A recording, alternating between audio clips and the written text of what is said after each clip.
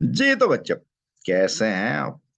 मुझे ये बताएं कि इंग्लिश आप इम्प्रूव करना चाहते हैं और कंपटीशन के एग्जाम में इंग्लिश के जो क्वेश्चंस आते हैं वो सॉल्व करना चाहते हैं। तो उन क्वेश्चंस को सॉल्व करने का बेस्ट मेथड क्या है? किताबें पढ़ना, नॉवल पढ़ना? हाँ, मैं इसको बिल्कुल एग्री करूंगा। आप नॉवल पढ़ना शुरू करें, छोटे छोटे इंग्लिश के, आपकी इंग्लिश बहुत इंप्रूव हो जाएगी। अच्छे इंग्लिश मूवीज देखिए, अच्छी वाली कह रहा हूँ मैं, ठीक है, जिसमें अच्छे डायलॉग्स होते हैं, अच्छे मतलब जो क्लासिकल मूवीज हैं वो जरूर देखिए, आपकी इंग्लिश इंप्रूव होगी। लेकिन इसके अलावा एक और बहुत अच्छा और बेस्ट मेथड है, वो कौन सा है? जहाँ कहीं भी आपको कोई कंपटीशन एग्जाम मिलता है जहाँ पे इंग्लिश का टेस्ट होता है, वो जरूर टेस्ट देखें और उसको सॉल्व करें। आपकी English with in days improve हो जाएगी। लेट्स सी, हम इसको स्टार्ट करते हैं। ये एक पेपर हुआ एफपीएससी का, और इसको हम सॉल्व करते हैं, देखते हैं कि ये किस अंदाज से सॉल्व होगा। ठीक है जी। तो ये एक पेपर आया, मैं कोशिश करूंगा कि जहां जहां मुझे ऐसे पेपर मिलते जाएंगे मैं आपसे शेयर करूं, और आप इसको पहले खुद सॉल्व कर लें। जैसे मैं ये पढ़ने लगा हूं तो उसको पॉज कर लें, देखें कि इसका क्या आंसर होना चाहिए, फिर आप मेरी बात को सुनिएगा। We need a computer dash a huge memory. अब इसमें उसने हैविंग लगाया है, विद है, ऑफ है और नन ऑफ दीज है। याद रखिएगा, we need a computer having a huge memory, हर जगह पे यही आंसर दिया हुआ है। आई डोंट नो कि ये इन्होंने की के अंदर भी ऐसे किया हुआ कि नहीं। अगर ऐसे हो सीरियसली मैं डाउट करूंगा कॉम्पिटेंसी के ऊपर, ये क्यों हैविंग लगाया हुआ है। लेकिन इसका आंसर जो है वो विद होना चाहिए, क्योंकि वो बता रहा है we need a computer with huge memory. Having का मतलब होता है मलकियत के मानो में, हैविंग डूइंग दिस, ये प्रेजेंट पार्टिसिपल बनता है। Having change my cloth, having eaten my lunch, I do this, having a large huge memory, I remembered all this. तब हो सकता है। सिर्फ कंप्यूटर के साथ हम हैविंग वर्ड नहीं यूज करते। ऑफ, पार्ट ऑफ के लिए यूज होता है। तो we need a computer of a huge memory, computer जिसका हिस्सा हो मेमोरी, तो वो ये नहीं होगा। इसका मतलब ना, इसका with के साथ होना चाहिए। As soon as I saw her, I knew that I had met her before. तो ये जो had है ना, past perfect tense है, इसके साथ हम आमतौर पर before का word use करते हैं। Two boys are dash in looks but not in personality. अब ये है two boys are like in looks, ये नहीं होता, like in looks नहीं होगा। ठीक है। Two boys are same in looks, नहीं, ये सेम भी नहीं होगा। Two boys are alike in looks के साथ होगा। अब याद रखिए कि जो अलाइक है ना, ये वाला जो वर्ड अलाइक है, ये एडवर्ब भी है और एडजेक्टिव भी है, याद रखिएगा। जो लाइक है ना, ये सिर्फ एडजेक्टिव है। ठीक है, ये बहुत रेयरली केसेस में लाइक यूज होता है। तो यहाँ पर जो लफ्ज है two boys are like, two boys are like नहीं होगा, टू बॉयज आर अलाइक होगा। ठीक है, यहाँ पे एज ए एडजेक्टिव, आप जानते हैं क्यों एडजेक्टिव आ रहा है? क्योंकि is am are was word जब भी आता है उसके बाद अगला वर्ड एडजेक्टिव आना चाहिए। They are good, they are happy, they are happily नहीं होता। तो two boys are alike in looks, तो दो भाई जो है वो लुक के अंदर एक जैसे दिखाई देते हैं, सेम नहीं आएगा, अलाइक का वर्ड आएगा। ये कोलोकेशन भी है, यूसेज भी है। तो विद द पैसिव टाइम आप इसको सीखोगे। She lives dash Albert street. अब यहाँ पर भी मोस्टली मैंने देखा कि कहीं भी नेट के ऊपर जो है ना वो इन का वर्ड दिया हुआ है। I am very much surprise. She lives in Albert street.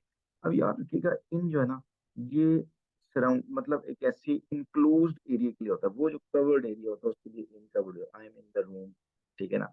और the ball is in the drawer वगैरह वगैरह। अब जो ना एट स्पेसिफिक ड्रेस के लिए आता है, स्पेसिफिक प्लेस के लिए, यहाँ पर अगर लिखा होता ना 24 हाउस एल्बर्ट स्ट्रीट, तो ये स्पेसिफिक एड्रेस है तो हम एट लगाते हैं।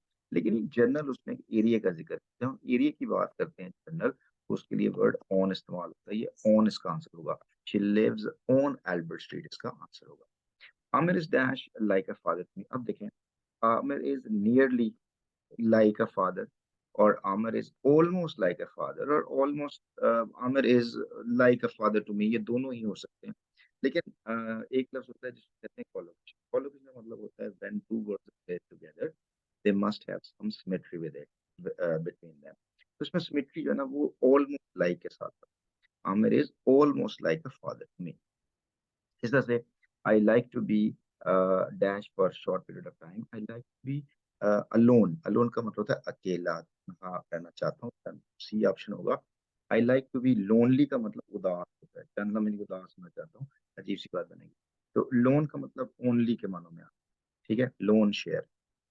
I was wondering if you could. अब देखें, आई वॉज वंडरिंग जब भी आएगा ना, ये बनता है, इसको कहते हैं subjective past. I was wondering, और ये यूज होता है किसके लिए यूज होता है बोला, ये रिस्पेक्ट के लिए यूज होता है। मतलब शो रिस्पेक्ट करने के लिए कि मैं देखता हूँ कि आप क्या कर रहे हैं। I was wondering if you could be interested in a game of tennis, या आई, ये कुड जो है ना, ये एबिलिटी को शो करता है। तो यहाँ पर I was wondering if you would be interested, ये ज्यादा बेहतर होगा कि I was wondering if you would be interested in a game of tennis. I wish today. अच्छा, अब देखिए, ये जो विश है ना, आई विश, मेरा ये ख्वाहिश है, टुडे डैश संडे। तो इसके लिए जो एब्सोल्युटली परफेक्ट वर्ड है ना, वो है were. I wish today were Sunday. ठीक है। अब अगर वो नहीं है, तो I wish today would be Sunday. ये अजीब सी बात बन रही है। अब यहाँ पर अगर वुड भी नहीं है, तो फिर हम उसकी जगह पे वॉज लगा सकते हैं। आई विश टुडे वॉज। अब ये जो वॉज है ना, ये इंतहाई इनफॉर्मल है। ये वर जो है फॉर्मल है, वर की मसला है, उसने ऑप्शन नहीं दिया हुआ। तो I wish today was Sunday. तो अवेलेबल ऑप्शन के अंदर ये होगा। वुड भी जो है ना, इसके लिए बेहतर ऑप्शन नहीं होता। अब ये वुड बी जो है ना, वो पास्ट टेंस के लिए जो है ना यूज होता है। या हम ये कहते हैं ना कि had been, I wish today had been Sunday, फिर भी हो सकता था। तो इसका आंसर जो है ना, वो वॉज होना चाहिए। अदरवाइज तो उसका आंसर वर था, नहीं है। तो चले हम अवेलेबल ऑप्शन में वॉज को सिलेक्ट करते हैं। I waited for her.